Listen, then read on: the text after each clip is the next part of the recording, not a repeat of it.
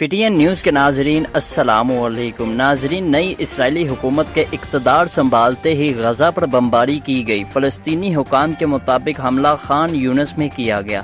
اسرائیلی فلسطینی تنازع آتش گیر غبارے چھوڑے جانے کے بعد اسرائیل کا غزہ پر دوبارہ فضائی حملہ۔ اسرائیلی فوجی نے فلسطینی عسکریت پسندوں کی جانب سے جنوبی اسرائیل میں مزید آتش گیر غبارے فائر کیے جانے کے بعد جمعے کی رات ایک بار پھر غزہ کی پٹی پر تازہ فضائی حملے کیے ہیں۔ گزشتہ 72 گھنٹوں میں دوسری مرتبہ اسرائیل کی جانب سے غزہ پر فضائی حملے کیے گئے ہیں اور حالیہ کشیدگی سے 21 مئی کو ہونے والی عارضی جنگ بندی ختم ہونے کا خدشہ ہے۔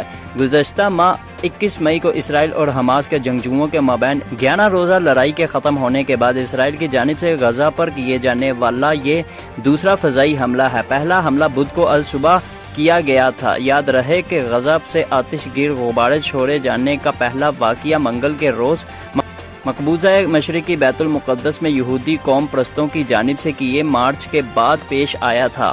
قوم پرست یہودیوں کی جانب سے مارچ کے اعلان کے پس منظر میں حماس نے کارروائی کی دھمکی دے رکھی تھی۔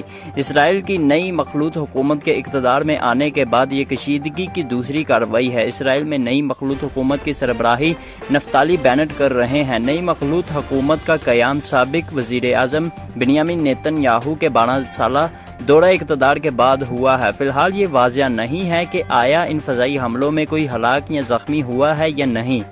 ناظرین، ان حملوں کے بارے میں ہم کیا جانتے ہیں؟ اسرائیلی ڈیفنس فورس IDF نے ایک بیان میں کہا ہے کہ تازہ حملوں میں اس کا یہ لڑاکا طیاروں نے خان یونس اور غزہ شہر میں حماس کے زیر انتظام فوجی کمانڈوز کو نشانہ بنایا ہے۔ اسرائیل کا کہنا ہے کہ یہ حملے اس علاقے سے فائر کیے جانے والے آتش گیر غباروں کے بعد انتقامی کارروائی کے طور پر کیے گئے ہیں۔ بیان میں کہا گیا ہے کہ نشانہ بنانے جانے والے کمپاؤنڈز میں دہشت گردی کی سرگرمیاں ہو رہی تھیں اور یہ اسرائیلی دفاعی فورسز غزہ کی پٹی سے جاری دہشت گردی کی کارروائیوں اور کشیدگی سمیت ہر طرح کی صورتحال سے نمٹنے کے لیے تیار تھیں۔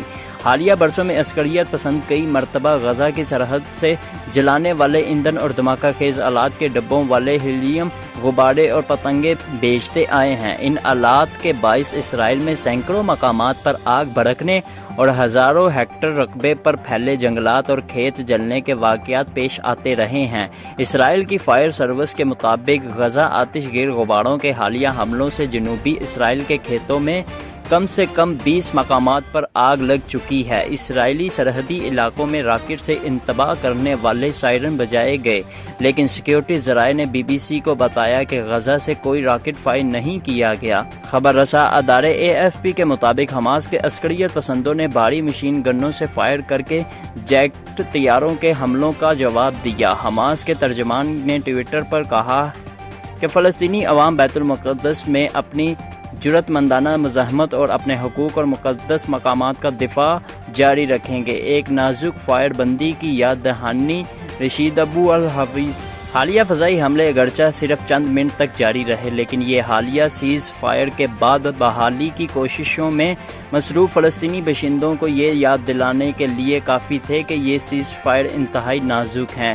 یہ صرف ان دھماکوں کی آوازیں ہی نہیں ہیں جو لوگوں کو یہاں جنگ کی یاد دلاتی ہے۔ آپ کو صرف اپنی گاڑی چلانی ہوگی یا شہر کی گلیوں میں چلنا ہوگا تاکہ شہر میں ہونے والی تباہی کا مشاہدہ کر سکیں۔ غزہ کے وسط میں اب بھی ٹنوں ملبے بکھرے ہوئے ہیں جس کا باعث سڑکیں بند ہیں۔ ایک مقامی ریڑھی بان ابو محمد ریمل نامی علاقے کے قریب ایک چھوٹی سی ریڑھی پر میوے فروخت کرتے ہیں۔ وہ تشدد کے پچھلے دور میں اب تک کے سب سے بڑے حملوں سے متاثر ہوئے تھے۔ ان کا کہنا تھا کہ اب ہم مزید جنگیں برداشت نہیں کر سکتے۔ کرونا وبا نے کئی مہینوں سے ہمارا کام روزگار بند کر رکھا تھا اور گزشتہ ماہ ہونے والی لڑائی نے مزید نقصان پہنچایا ہے۔ میں اپنے 6 بچوں کو مزید کھانا نہیں کھلا سکتا۔ تازہ ترین حملوں میں متاثرین ہونے والے حماس کے ایک فوجی ٹھکانے کے قریب رہنے والے ایک شخص نے مجھے فون پر بتایا کہ وہاں سے اٹھتے دھوئیں بگولوں کا نظارہ خوفناک تھا۔ یروشلم مارچ میں کیا ہوا؟ منگل کے روز اسرائیلی پولیس نے مشرقی بیت المقدس کے علاقوں کو مارچ کے لیے خالی کروانے کی غرض سے فلسطینی مظاہرین کے خلاف سٹن گرنیڈز اور ربڑ کی گولیاں کا استعمال کیا، جس سے 30 سے زائد فلسطینی مظاہرین زخمی ہوئے جبکہ 17 افراد کو گرفتار کیا گیا۔ سوشل میڈیا پر وائرل ویڈیو میں دیکھا جا سکتا ہے کہ کچھ اسرائیلی مظاہرین نے مقامی فلسطینیوں کے خلاف عربوں کے لیے موت کے نعرے لگائے۔ یروشلم فیلنگ مارچ ایک سالانہ تقریب ہے جس میں مشرقی یروشلم پر اسرائیلی قبضے کی نشاندہی کی یاد منائی جاتی ہے۔ یہ ایک قدیم شہر جو مقدس مقامات کا گھر ہے، سن 1967 کی مشرق وسطیٰ کی جنگ میں اسرائیل کے قبضے میں آ گیا تھا۔ اس سال یہ تقریب گزشتہ جمعرات کو ہونا تھی، لیکن اسرائیلی پولیس کی جانب سے حفاظتی خدشات کے پیش نظر اس کے مجزوع راستے کو مسترد کرنے کے بعد متنازعین کے اس منسوخ کر دیا۔ بعد ازاں اس اسرائیل کی مغلوط حکومت نے منظور کر لیا۔ وزیر خارجہ یائر لیپڈ نے نسل پرستانہ اور پرتشدد گانے والے اسرائیلی شرکاء پر تنقید کی ہے۔ مسٹر لیپڈ نے کہا ہے حقیقت یہ ہے کہ ایسے انتہا پسند بھی ہیں جن کے لیے اسرائیلی پرچم نفرت اور نسل پرستی کی نمائندگی کرتا ہے اور یہ ان کے لیے مکروہ اور ناقابل برداشت ہے۔ یہ بات سمجھ سے بالاتر ہے کہ کس طرح کوئی شخص ہاتھ میں اسرائیلی پرچم تھامے عربوں کی موت کا نعرہ لگا سکتا ہے۔ گزشتہ ماہ ہونے والی لڑائی کی وجہ کیا تھی؟ غزہ میں ناظرین، اسرائیل اور فلسطینی عسکریت پسندوں کے درمیان لڑائی کا آغاز 10 مئی کو مشرق کے بیت المقدس میں کئی ہفتوں سے بڑھتے ہوئے تناؤ کے بعد ہوا، جس کے نتیجے میں مقدس مقام مسجد اقصی میں جھڑپیں شروع ہوئیں۔ حماس نے اسرائیل سے مطالبہ کیا کہ وہ شیخ جراح سے پولیس کو ہٹا دیں، جہاں فلسطینی خاندانوں کو یہودی آباد کاروں کی جانب سے بے دخلی کا سامنا کرنا پڑتا ہے۔ حماس نے اسرائیل کو اس مقام سے پیچھے ہٹنے کے انتباہ کے بعد راکٹ فائر کرنے شروع کر دیے، جس کے بعد اسرائیل نے فضائی حملے کیے۔